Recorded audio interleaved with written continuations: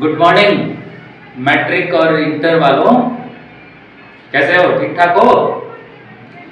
परीक्षा की तैयारी जोरों पर चल रही होगी, डेट्स आ गए हैं, पता है हमें।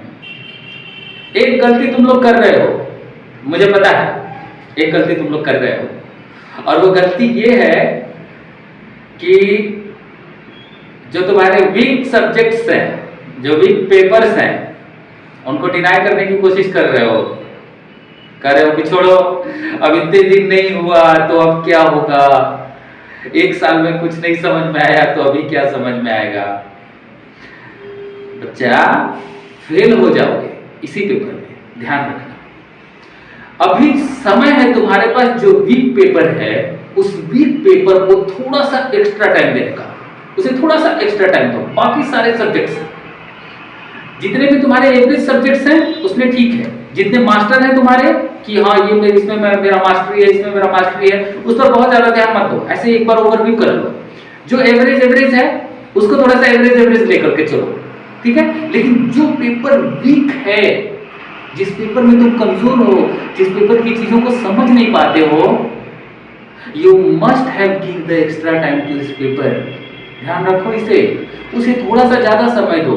और उस पेपर में भी ना ऐसा कुछ नहीं होता है, क्योंकि इस मैट्रिक के दौर से हम लोग भी गुजरे हैं, ऐसा कुछ नहीं होता है कि उस पेपर का कुछ भी समझ में नहीं है। अब उस पेपर में जो पोर्शन तुम्हें समझ में आता है, जो जो चैप्टर्स तुम्हें समझ में आते हैं, उनको लेकर के पढ़ो, उनके क्वेश्चन आंसर्स करो, और कोशिश करो कि लिख करके उसका क्वेश्चन आंसर करो, ठीक है। लिख करके जब करोगे तो दिमाग में थोड़ा सा ज्यादा घुसेगा।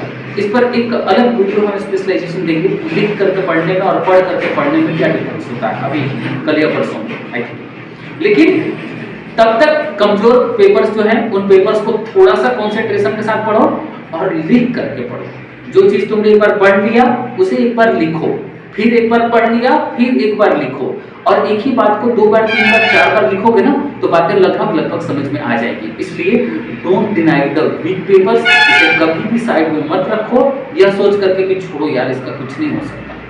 प्लीज, अगर तुम ऐसा करोगे ना तो बेटा तुम्हारा कुछ नहीं हो सकता, ये तुम ध्यान रखना, ठीक है। सो बी केयरफुल, अच्छे से टाइम दो, अच्छे से पढ़ो, और वीक पेपर्स पर जरूर ध्यान देना, सबसे ज्यादा ध्यान उस पर देना।